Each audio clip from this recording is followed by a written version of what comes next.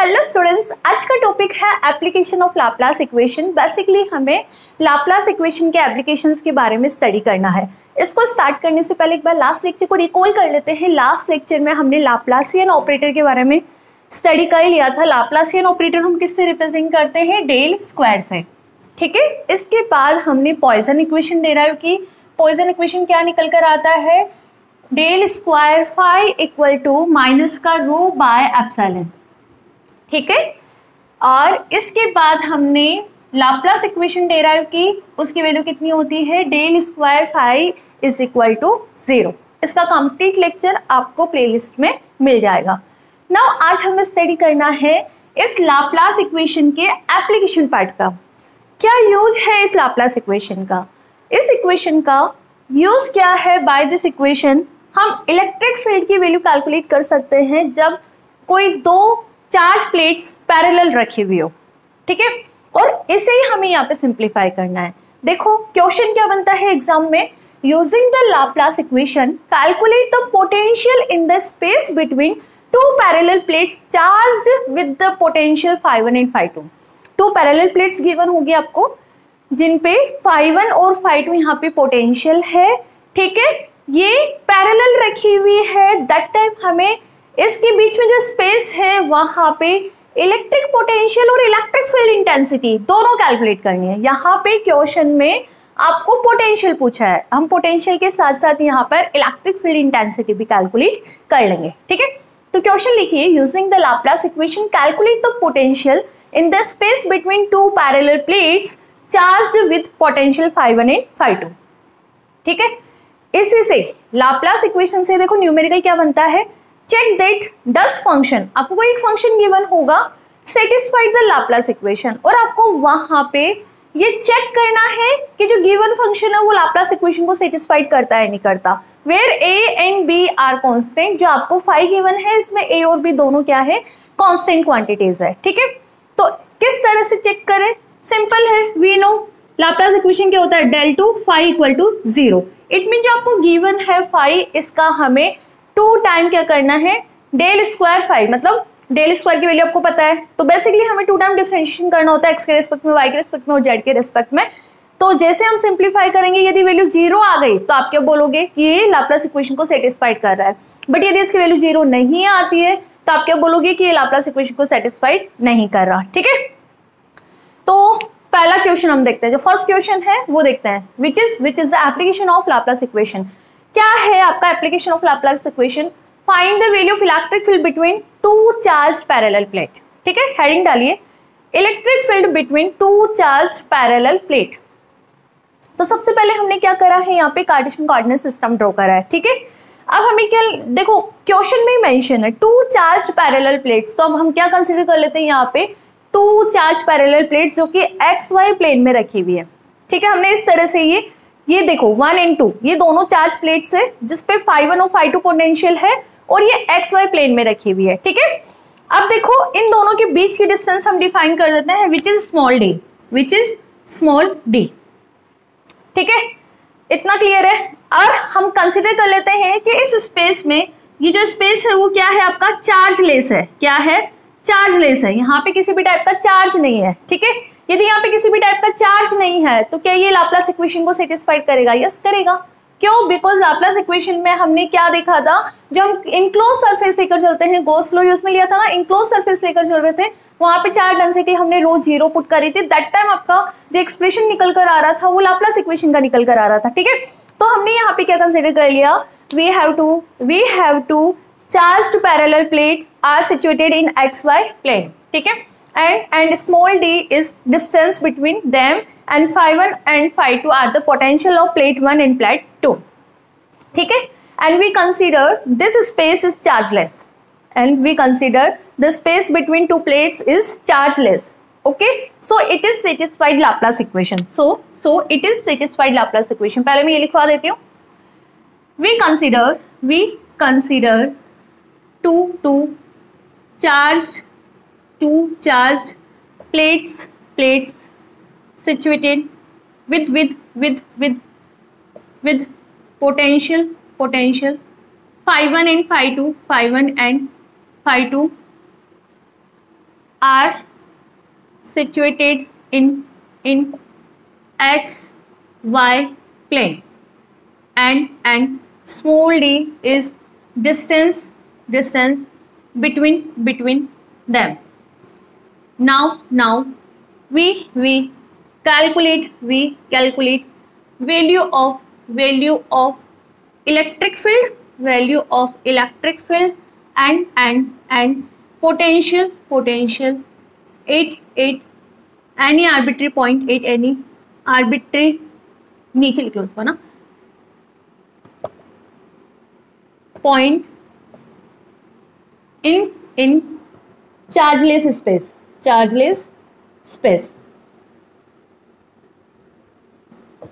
ठीक है, यहां तक लिखो.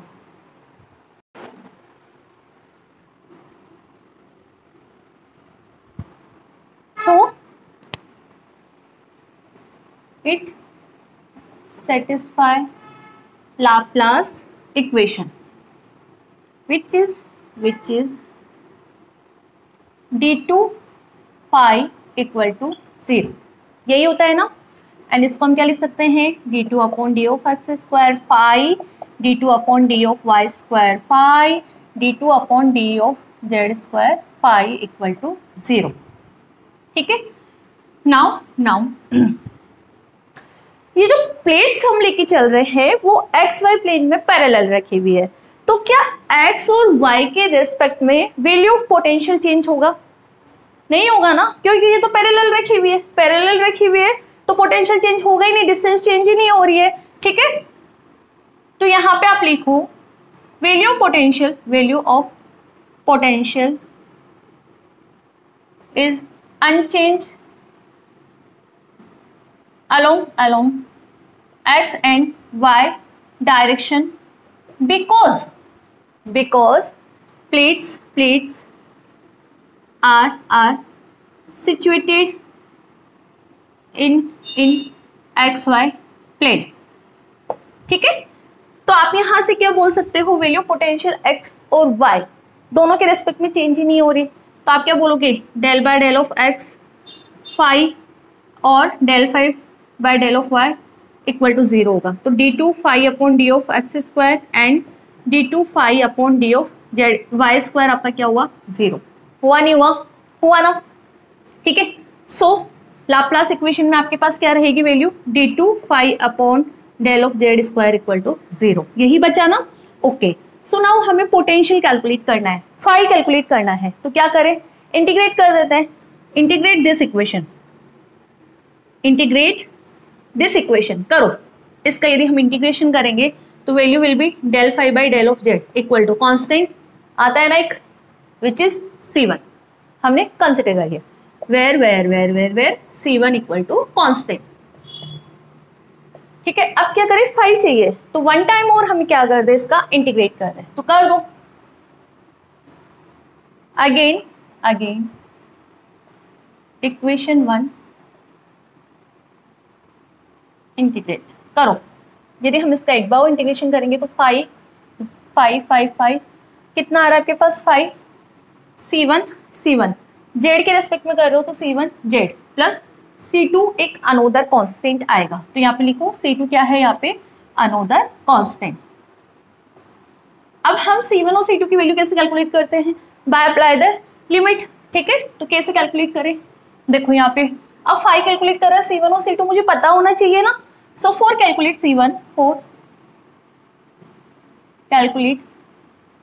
C1 and C2. ठीक है. फर्स्ट आ जाओ आप. इफ जेड इक्वल टू 0,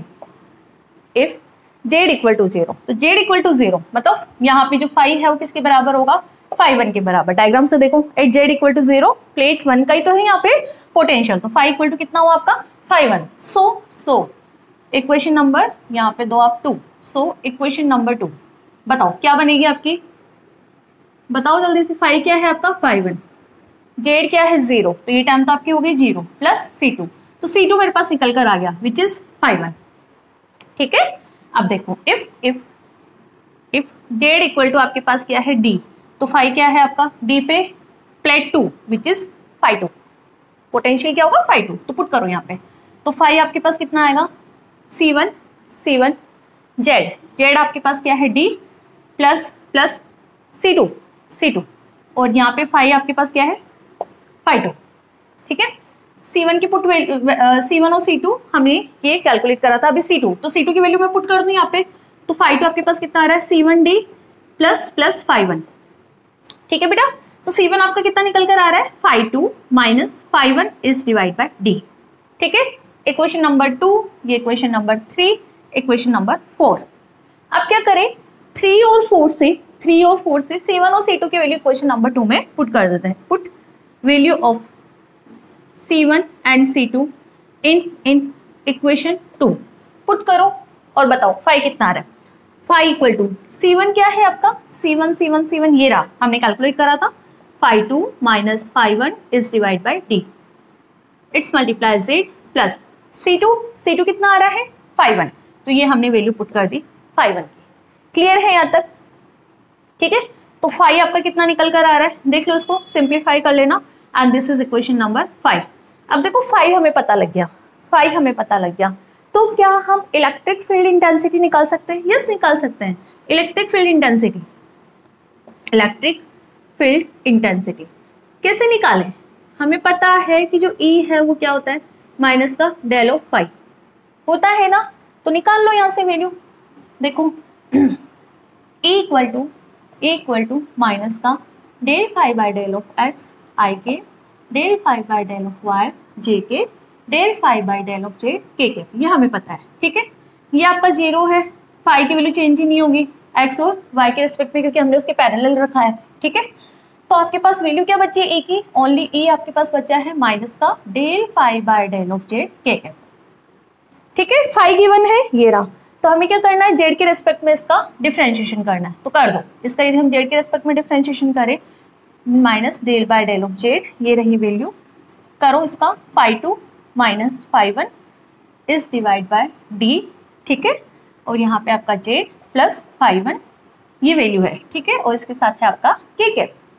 तो देखो z के रिस्पेक्ट में हमको डिफरेंशिएशन करना है, तो यहाँ पे तो z का कोई कंपोनेंट ही नहीं है, केवल इसका है। z के रिस्पेक्ट में करते तो केवल वैल्यू 1 आती है। The remaining term is phi 2 minus phi 1 is divide by D, या फिर हम बोल सकते हैं phi 1 minus phi 2 is divide by D। बताओ ये वैल्यू आई नहीं है इलेक्ट्रिक फील्ड की, ठीक है। इस तरह से दो चार्ज प्लेट पैरेलल रखी हुई है, तो और उसके बीच में जो स्पेस है वो चार्जलेस है, ठीक है। तो वहाँ किसी पॉइंट पे हमने वैल्यू पोटेंशियल कैलकुलेट कर ली which is represent by equation number 5, and value of electric field हमने कैलकुलेट कर ली which is represented by equation number 6, ठीक है। तो इस तरह से लाप्लास इक्वेशन को यूज में लेके हम इलेक्ट्रिक फील्ड और पोटेंशियल के वैल्यू कैलकुलेट कर सकते हैं। इसके बाद हमें एक और क्वेश्चन लिखवाया था मैंने तुम्हें, एक बार इसको कंप्लीट करो, फिर वो क्वेश्चन मैं आपको करवाती हूँ कि न्यूमेरिकल क्वेश्चन है कि एग्जाम में आ जाता है। सेकंड क्वेश्चन देखो, सेकंड क्वेश्चन में फाई आपको गिवन है b a minus R square. आपको बताना है कि ये जो पोटेंशियल की वैल्यू गिवन है ये लाप्लास इक्वेशन को सेटिस्फाइड करता है या नहीं करता। तो कैसे चेक करें, वी नो कि जो लाप्लास इक्वेशन होता है वो क्या है, del two phi equal to 0, ठीक है। डेल टू को क्या लिख सकते हैं, d2 dx square phi, d2 upon D of Y square phi, d2 upon D of Z square phi equal to 0 लिख सकते हैं ना अपन, ठीक है। अब देखो आपका एक्सप्रेशन गिवन है phi equal to B A minus R square. R आपका क्या होता है, X I cap, Y J cap और जेड के केप, होता नहीं होता, होता है ना। आर स्क्वायर क्या होगा यहाँ से, X square plus Y square plus Z square, क्योंकि हमें एक्स वाई जेड के रिस्पेक्ट में डिफरेंशिएशन करना है, तो हम आर स्क्वायर को क्यों ना इसकी फॉर्म में लिख लें। तो फाई आपका क्या बनेगा यहाँ पे, बी ए minus x square y square minus का जेड स्क्वायर। पुट कर दे फाई की वैल्यू यहाँ पे। यदि हम फाई की वैल्यू यहाँ पे पुट करें तो देख लेते हैं वैल्यू क्या आ रही है। यदि हम इसको पुट करते हैं यहाँ पे तो क्या आ रहा है, d2 upon D of x square B A minus B X square minus B Y square minus का बी जेड स्क्वायर। ये बी मैंने इसके अंदर ले लिया, कोई दिक्कत नहीं है, आप बाहर भी लेना चाहो तब भी हो जाएगा। d2 upon D of Y square B A minus B of x square minus B of Y square minus का बी ऑफ जेड स्क्वायर, ठीक है। और आपके पास इक्वल टर्म है अभी तो d2 upon D of Z square B of A minus B X square minus का B Y square minus का बी जेड स्क्वायर। ठीक है, कर दो। अब इसका डबल डिफरेंशिएशन करना है हमें एक्स वाई जेड के रेस्पेक्ट में। करो, फर्स्ट सम का कर देते हैं। यदि ये वैल्यू 0 आ गई तो आप क्या बोलोगे, ये लाप्लास इक्वेशन को सेटिस्फाइड करता है। ठीक है, ये क्या है आपके पास d2 5। कैलकुलेट करो, कांस्टेंट है ये भी 0, यहाँ पे करो माइनस का बी एक्स स्क्वायर का करेंगे एक बार तो कितना आएगा 2x, फिर वापस में एक बार वो करूंगी 2x का तो कितना आएगा ओनली 2। क्लियर है, 0 और 0 क्यों, क्योंकि x के रेस्पेक्ट पे करना है। आगे बढ़ो, आगे आगे आगे आगे आगे आगे आगे आगे ये रहा y के रेस्पेक्ट में करना है 0 0। इसका करोगे तो कितना आएगा, माइनस का b ऑलरेडी है 2y आएगा एक बार करोगे तो, फिर वापस करेंगे 2y का तो कितना आएगा ओनली 2। आगे बढ़ो, आगे आपके पास ये रहा जेड के रेस्पेक्ट में। सिमिलरली कितना आ रहा है, तो टोटल आपके पास वैल्यू कितनी आ रही है, माइनस का 2b माइनस का 2b माइनस का 2b माइनस का 6b। क्या ये 0 है, नहीं है ना, not equal to 0। It mean this is not satisfied Laplace equation. Laplace equation को सेटिस्फाइड करता तो 0 आता ना, बट हमारे पास वैल्यू कितनी आ रही है माइनस का 6b। This is not equal to 0। तो इस तरह से यदि एग्जाम में क्वेश्चन आता है तो आप अटेंड कर लोगे। क्या करना है, रिपीट कर देती हूँ मैं। लाप्लास इक्वेशन ये होती है तो d2 5 ये निकाल लेना। आप तो 0 आ गया तो क्या बोलोगे, यस सेटिस्फाइड करता है। 0 नहीं आता है तो क्या बोलोगे, नॉट सेटिस्फाइड। ठीक है।